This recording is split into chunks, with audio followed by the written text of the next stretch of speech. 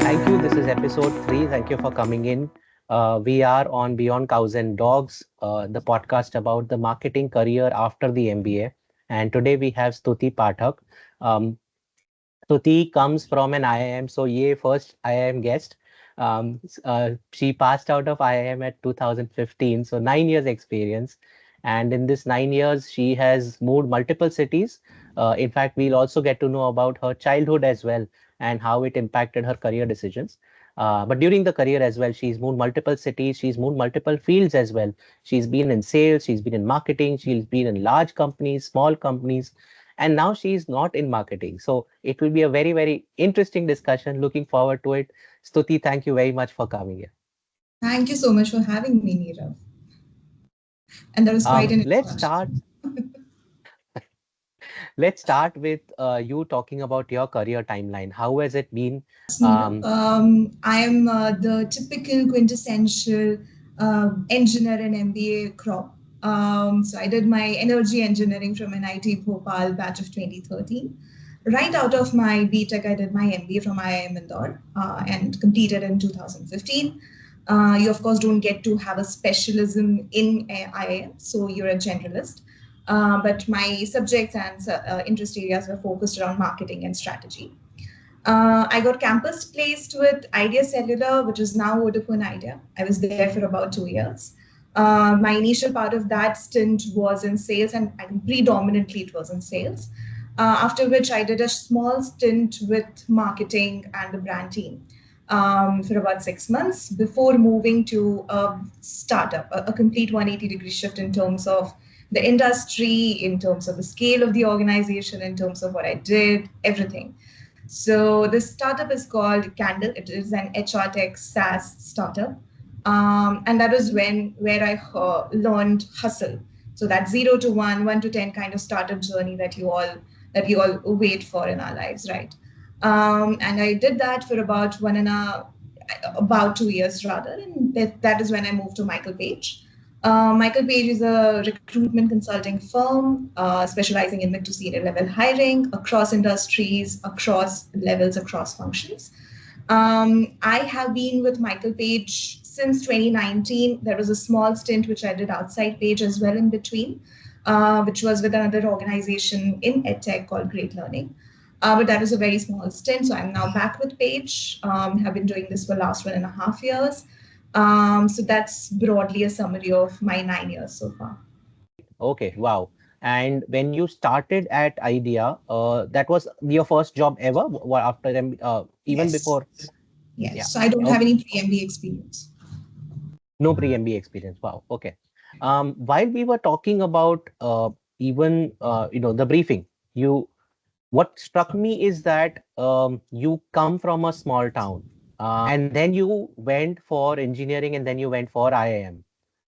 Did at any point of time it feel like, oh, IIM is not for me, it is for I don't know, people made of a different metal?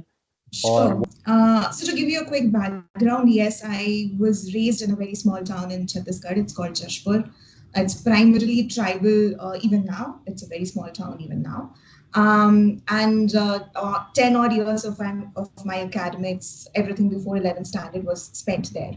But I think, when you spend so much time in a tier 2, tier 3 city, it gives you that added push to just try a little bit harder, to aim for a little bit higher. And when I went for BTech and then for IIM, I certainly think that there are times where you feel out of place because you come from a very different background from the 90% of the people who are around you. But there is so much diversity when you are in an NIT or an IIM. People from so many different parts of the world, parts of the country, different backgrounds, different regions come together, that it doesn't feel that, oh, I'm from a different crop. But it's certain there are times when you feel like you're definitely part of a bigger lake, perhaps, to phrase it that way. But yeah, I think it was an exciting one. Before you go for it, you definitely have a little bit of hesitation. You don't know whether you'll do well or not. You don't know, first of all, whether you'll make friends or not. let alone whether you'll do well in academics or not.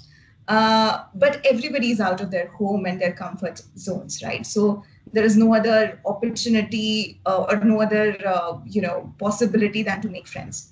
So it just gives you that first bit of comfort, and then on it just so it's home end of the day. Great.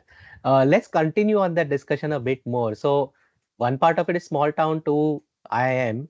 The other part of it is being a woman in engineering, in IIM, and even in sales, right? So, I'm sure it was a different experience. Help us draw a comparison and talk about both sides. So, one is you are an IIM graduate, so it's the Indian Ivy League.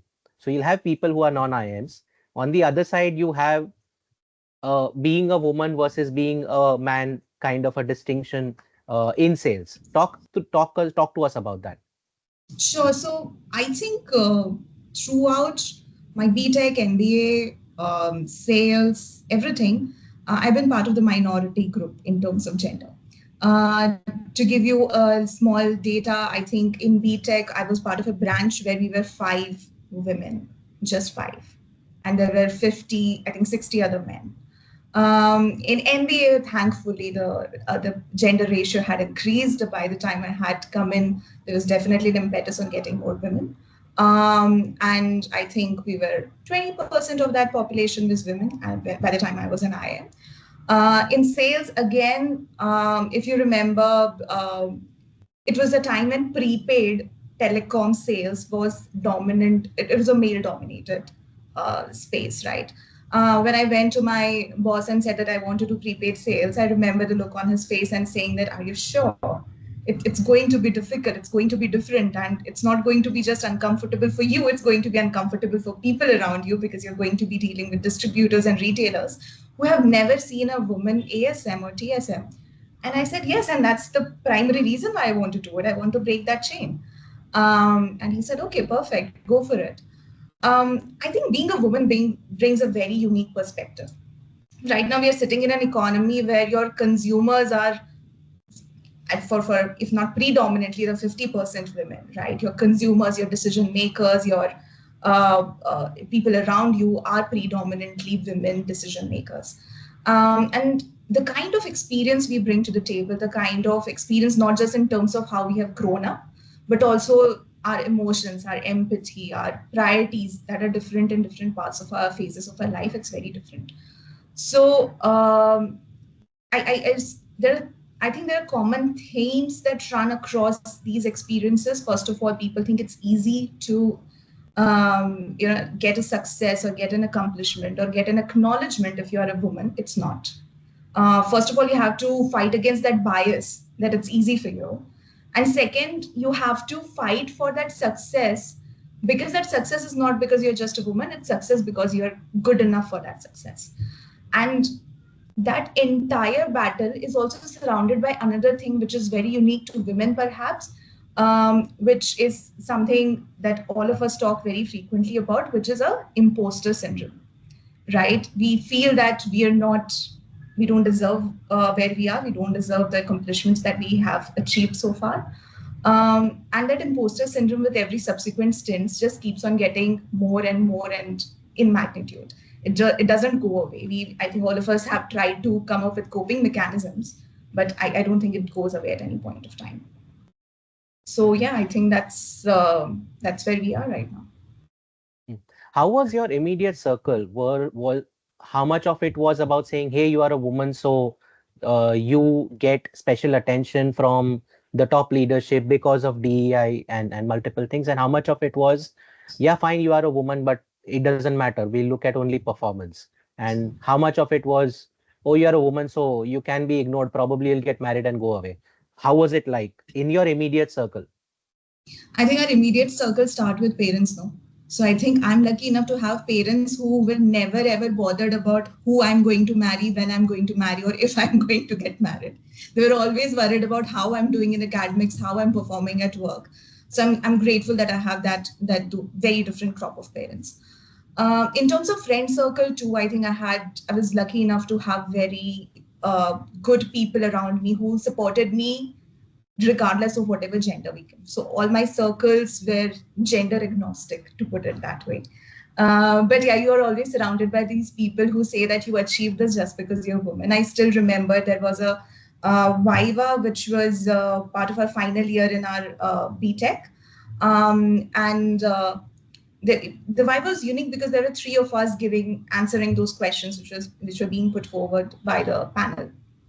And I was able to answer most of my So it was a questions. group project, was it? It was a group project, and hence the Viva was common as a panel. I was able to answer most of the questions. The other two were probably not doing that well. But as a group, we got good marks because it was a good group project. I remember coming out of that room and one of the boys making a comment that, hey, we got better marks because there was a woman in our group. And that broke me because I did a lot for that project. And I remember sitting inside the room and giving answers to those questions more than the two boys. So it was well earned accomplishment. It was not just because I was a woman.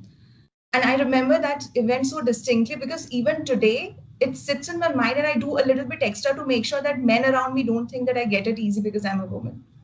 And it just and I know it happens to every woman out there. You do a little bit extra to make sure that people don't think you are relaxed and you're sitting back and it's easy for you. But I think in IIM it's again very broad minded. You have luckily you have you have people who come from different areas of life. They know that women are bigger part of our circle now. They're very supportive. They're very the environment is very conducive. So you don't have as many questioners as you have otherwise. But then again, it's something that's still deep rooted in our society. There are people who every day you come across and will put that question mark against you. Okay, let's flip it around now. IIM versus not IIM. No, I am a non-IIM. So for the longest time, from the time of preparing for CAT, CET, any kind of post-graduation in management, to being spending the 2 years in the institute, placements, and then throughout the career, we non-IIMs are told that तुम्हारी तो life second grade है, because there are IIMs who will be given preference through and through. And quite coincidentally, we were together in the company where there was a fast track program, Right. which was a young leaders program or something, right? Did you feel how much of it is now coming on, being on the other side where you are considered the privileged one? What is your experience of it in Okay. both? I think it's a very interesting question because there is one myth that I want to bust, and because I've heard it so many times, that again, because you come from an IIM, you get a special treatment. To get into an IIM, we had to bust our ass maybe twice as hard. We had to study maybe twice as hard. It was in parallel to my final year when again there was campus placements going on. So it again, CAT is a democratic process. You go through it and everybody appears for it, and everybody has that chance and shot at IIM. So please don't go and tell everybody who's from IIM that you have it easy because you're from an IIM. We probably had it more difficult getting into an IIM, and trust me, the 2 years at IIMs are grueling. It's grueling over there.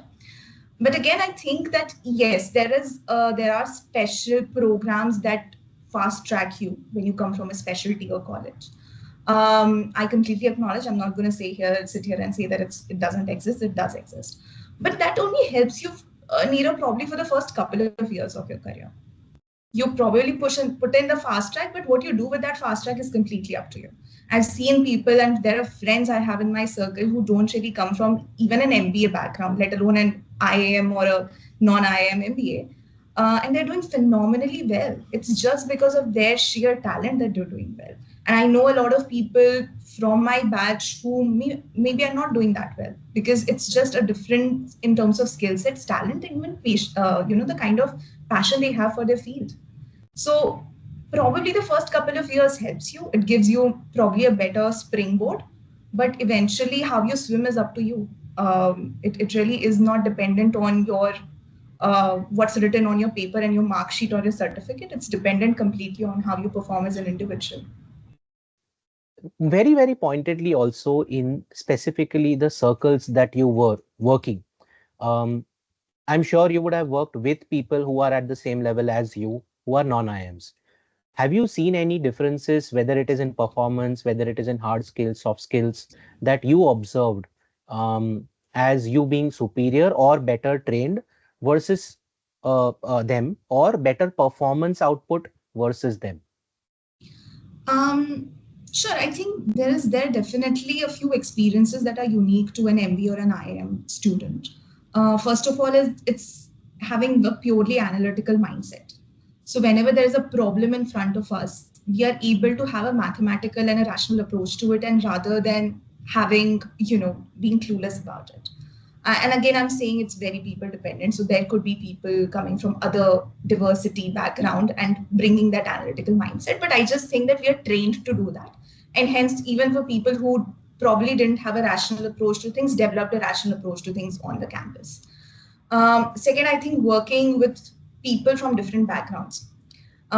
Because I've let's say 6 years of growing up for in my formative years have been in IT and an IIM. I have learned to work with people coming from different walks of life, different ages, different religions, different parts of the country. So today, if my circle consists of people from different parts of the world altogether, let's say somebody from Europe or US or Australia, I'm able to be comfortable in that presence, first of all. And second, I'm able to appreciate the kind of opinions they bring to the table and the kind of advantage they bring to the table. That is something which I very keenly observe as something, if you are belonging to a particular region and you have been limited to that region in terms of experience, you are not in your skin when you're surrounded by people like that. So I think that's second big advantage you have when you're grown up in an environment like that. I think third thing would also be curiosity. The sheer way you train yourself for CAT, and then after CAT, you get into a campus, and the way you are exposed to different case studies and different problems and different projects, you automatically will develop that curiosity and inquisitiveness to know more. So today, if I'm sitting 9 years into the experience, I know enough about energy as a field, enough about automotive as a field, enough about technology as a field, politics, geography, history. And it's not just because of the profession I'm in, but probably the curiosity that my environment made or developed inside me. So these are the top three differences that I have noticed. But again, it So depends if you were to on look the at individual.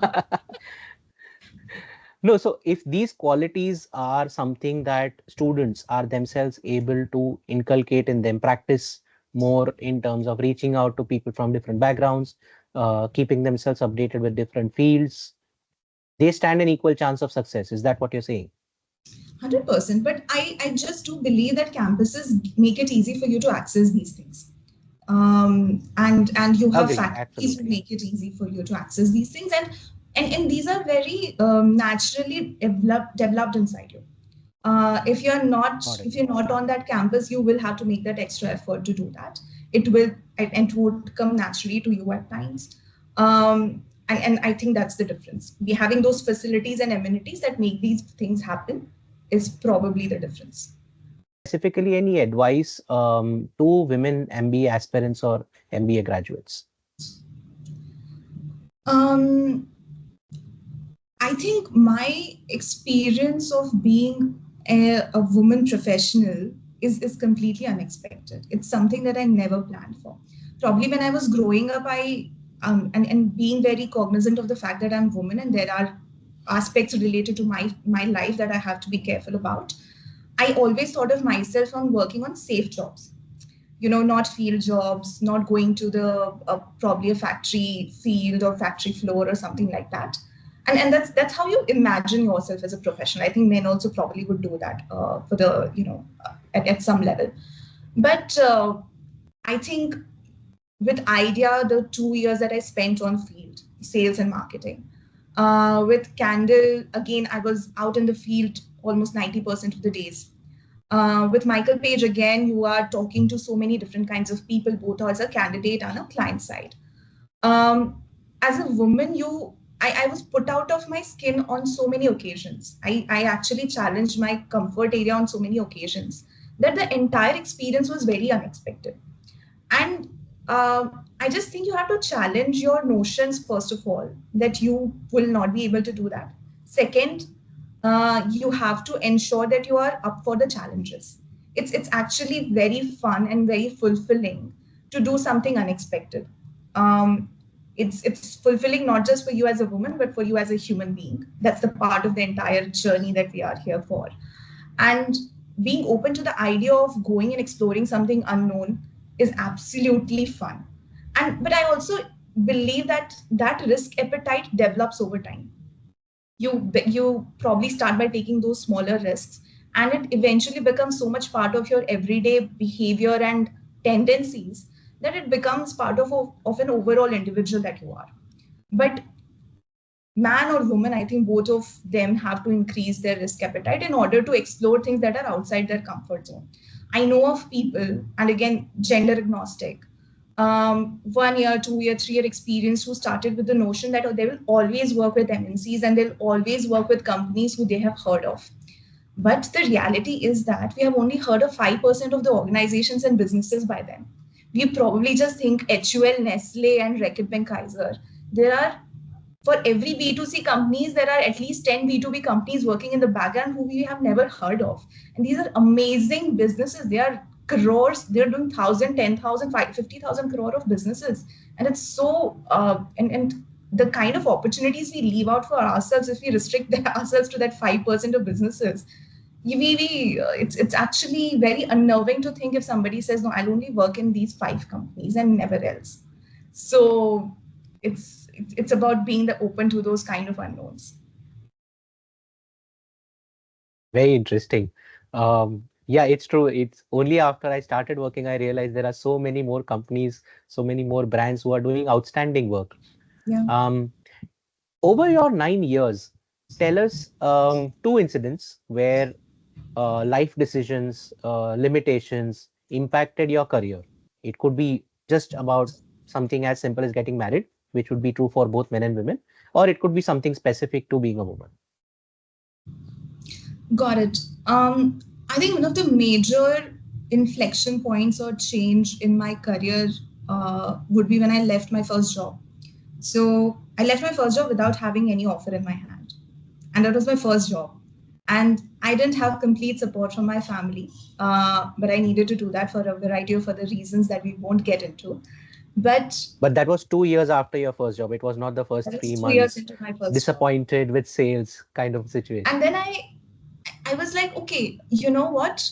And at that point, if you remember, and not a lot of people would do that. Even people with 15, 20 years of experience won't do that. It takes an immense amount of, I'm going to be boastful here, but an immense amount of courage to to do that. But once you do that, the amount of respect you get for yourself, the amount of confidence you find in yourself, because I was not even completely out of my first job when I got that other job. So I resigned without an offer, but by the time I finished my notice period, I had an offer. Care of already. How was the financial situation when you resigned without an offer? I didn't have a student loan, luckily. So I know that it cannot be easy for a lot of people, and I completely respect that. But at some point of time, when your financial situations allow, I think it's good to take those plunges, because first of all, you'll get confidence in yourself and your capabilities that you will be okay end of the day. And second, you will be okay with the idea that your life doesn't have to be templatized. It's okay to not be spending 5, 6, 10 years in an organization and probably just jumping the ship 6 months after a stint or 12 months after a stint because you're not in the right place, right? Again, I'm not promoting the idea that you should move every 2 years, but you should be able to take those risks to find that right place for yourself. Another important factor, how long was your notice period? So how fast was from no offer to 2 months? Okay. The second incident, I think, was taking up an offer with Michael Page. Completely a shift of sectors. A lot of people ask me, is recruitment what you want to do? And I still say that I'm an accidental recruiter. I never thought of, and I remember what you told me also the first or second month into my Michael Page stint. But the interesting part, and why I'll also tell you why I took up that offer with Michael Page, I'm still proud of that decision, is because this is a complete 360-degree role where you're not just a recruiter alone, you're also doing business development. So right from getting that identifying that client to pitching the contract to getting the deal on board to getting the mandate to work on, and then recruiting the entire for a position is what you do essentially here. And that was what fascinated me, that you take care of your entire job as if you're an entrepreneur. You're on your own, you work independently, and you manage your cost and your revenue according to an independent business owner. And I think that was when I became somebody who's open to new experiences. And that has helped me a lot, not just in terms of how I'm as a professional, but also how I'm as an individual. Um, you if at any point of your time, your life, you decide that, okay, I had a plan when I was a 20-year-old, and my next 30 years have to go into making sure that I'm as close to the plan as possible. Your life is not going to turn out the way you imagine when you're a 20-year-old kid. And you have to be okay with the idea that there will be deflections. There will be times that you are clueless about where you're going. You won't be where you want to be. And you have to be comfortable with that. Because I was in that situation maybe 2 or 3 years into my career, that I stopped one day and looked at myself and said, this is not where I imagine myself to be when I'm 25, 26. And it was unnerving. I took months to, deal with that. But once you deal with that, and again, it won't be just once or twice in your career, maybe 5, 6, 10 times in your career when you'll question yourself about this. But you have to be okay with, not knowing where you're going. You have to just make sure that you're doing the right things day in and day out, and believe that it will turn out well.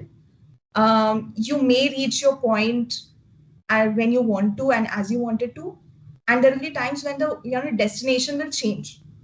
So when you are 30, your dreams and your ambitions and your priorities are very different from the time when you're 20. So in my last 9 years, the things that I used to like when I was a 21, 22-year-old has completely changed. And sometimes what I used to like has become laughable now.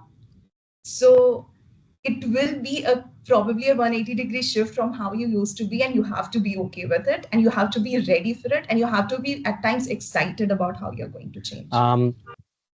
You talked about being okay with how things are going right now and being okay with not knowing where they lead us. And at the same time, you had made a different decision where you decided to let go whatever was happening right now, not knowing where to go again. And they were opposite decisions. One was getting into something new, and other was actually breaking away from something that was happening. What kind of first principles did you go by? So when I was going through that inflection point, and what attracted me also is the kind of people I'll work with. I very early on in my career, I had identified for myself that regardless of the brand I'm working with, regardless of the scale of the organization I'm working with, if I'm happy with the people that I work with, I'll do well. You're by the end of your life, you'll probably spend 40, 50% of your life either working or thinking about work. So that 50% of your life has to feel good enough for you. I had to know that every day going into the job, I have to be happy about it. I have to be excited about it. I don't want a job where I get Monday blues. I don't want to get a job where I don't want to go to work after a holiday. I want to be happy with what I'm doing, and I have to know that I'm making an impact. So the second most important thing for me was work-life balance, and it has always been. I enjoy my weekends. I know my weekends recharge me enough for the next week.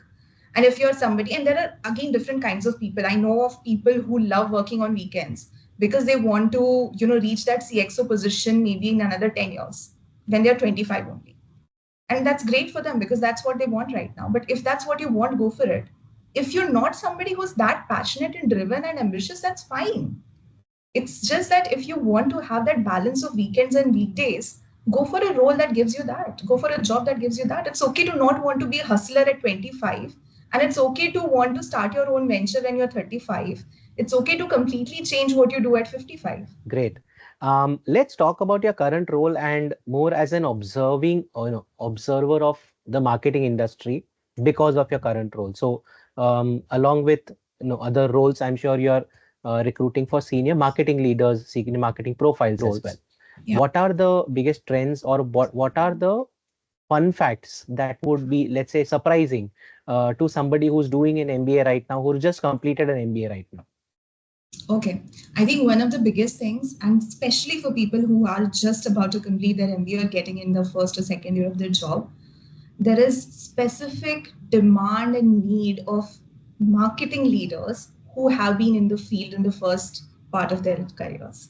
So if you're starting out with sales, it's good because then you know the field, you know your Oh customer. my God, you're saying so basically you spend 2 years learning how to be a manager, and then the first thing you have to do is go out and do sales on the field. And you're saying Yes, it is important. it is extremely important. It is extremely important because I have seen, and especially because I hire for marketing leaders in technical industries, there is a high demand for people who are technically sound. So marketing is like a layer you add on to somebody who's technically very good. I'm hiring leaders for people who are probably in automotive industry, energy, cements, chemicals, so on and so forth. So you have to be somebody who understands the core of these industries that are manufacturing in nature. And hence, there is a high demand for people who have understood those technicals in the first few years of their life, either by doing sales or being an engineer on the field. So that's one of the major things, and that's why I don't shy away from doing those initial stints in sales. Please do that. Please make full use of it because it will play an important part later on. I think the second important thing is that employers are giving more value to the quality of your experience and not really quantity of your experience. So if you're somebody who has spent 10 years in a company doing what you have said you're doing, but it doesn't really come up in your conversation, those 10 years are as good as zero. So, and even if you have spent 2 years doing something and that has really come up in the kind of experience you have, in it has really solidified your foundation, it's more valuable to employers. So now the quality of your experience is much more important. Um, um, what are the top, and we'll keep it short. Tell me one top skill that MBAs would need most throughout their careers, but probably they would find it in the classroom or in the textbooks. Everything. Everything. But I think top most important skill sets is first, learning to work with different kinds of people. And that's what's not available in textbook. But if you look up people around you in your classroom, the way you get along with them, the way you work on projects with them, the way you develop an equation which is mutually beneficial. And I'm coming more from the sense of, uh, because when you go out in boardrooms and you work on real time projects, you won't have a control over who you work with. So when you make your project groups try to be as outlandish as possible in terms of diversity in your group, because that will help you eventually. And managing and being a good manager is a very, it's a skill set that everybody, continues to hone throughout their life. It's not something that will come naturally as we all expect ourselves to be great managers. It's not going to be. It's a learning curve. It's a sharp learning curve. You'll fall off it, you'll get back on it, but it's going to be something that's not taught in the classrooms and in the textbooks. um, Third thing, you have to be a learner for life. You really can't say that, hey, my MBA is over, now I know everything, now I'll go and conquer the world. No, you're just starting out. There are better conquerors than you out there. So you'll have to keep your curiosity wheel on. You'll have to keep learning about markets, organizations, brands, teams, cultures, histories, geographies, in order to be a very wholesome person who's not only contributing to the world around himself or herself, but also gaining a lot from them. Wow, that's a lot of jargon there, but no, it is very, very useful. Okay, last section, rapid fire. What do you think of the Gen Z consumers? I love them. They're amazing. Their generation, it's a generation that all of us wanted to be. They're the kind of humans that all of us internally wanted to be, but they're just unabashedly and apologetically like that. We were too shy to do that. It's just that difference. Lovely. The last movie that you found fascinating. I actually find every movie fascinating these days, because I watch very less movies. But I recently saw Inside Out 2. And why I found it fascinating, I'll tell you. It actually showed me a very a very big shift that has happened in terms of movie making. If you remember when we were kids, these animation movies, the audience was only kids. Now, animation movies are made for adults. So, there are things that are told in the movie, the kind of emotions that are portraying, they're so subtle, they're so complex that only an adult can understand them. And they use this particular thing which is nostalgia for your childhood. And that's why I think Inside Out 2 is not for kids, they're for adults. You understand yourself better and you forgive yourself for something that you did probably when you were 12 years old because now you understand, oh, this was something that was going on inside my head. Okay. One success or quote or dialogue that you find very, very inspiring and close to yourself. So my dad used to tell me that prepare for the best and be ready for the worst. Now he told me this only for exam results. And I think that was the scope of that dialogue delivery. But it has helped me so much in my later part of my life that these days I'm like, okay, I'll do my best. But even if the worst happens, I'm ready for it. It won't affect me that much. So, yeah. Great. Okay, one most underrated and overrated topic discussed in your circle. Doesn't have to be about marketing. I think one of the most overrated topic of discussion in general and probably even in marketing is that the various things that a woman has to give up for her career. And I'm saying it's most overrated because I believe that men also have to give up a lot of things, maybe not as many as women do. And that trend is changing. But the experience of being a woman is so diverse because there are women who have kids, there are women who don't have kids, there are women who don't want kids. And that experience is so diverse, but we keep on talking about women who have kids and how their careers change over time. But it's different for different people. So we have to talk about women who are getting into careers, women who are deciding not to get married and not to have kids, women who couldn't get married and couldn't have kids, and how they are performing. Because I know of a lot of women who are in that phase of life. So I think that's probably, I won't say underrated, but not well discussed in the terms of range of experiences that women have. Okay. Um, so thank you very much, Stuti, for being part of this podcast and a lot of interesting things that you talked about. Very, very enriching and definitely, yeah, very different experiences to know of as well. So thank you very much for this. Thank you so much. It was really fun.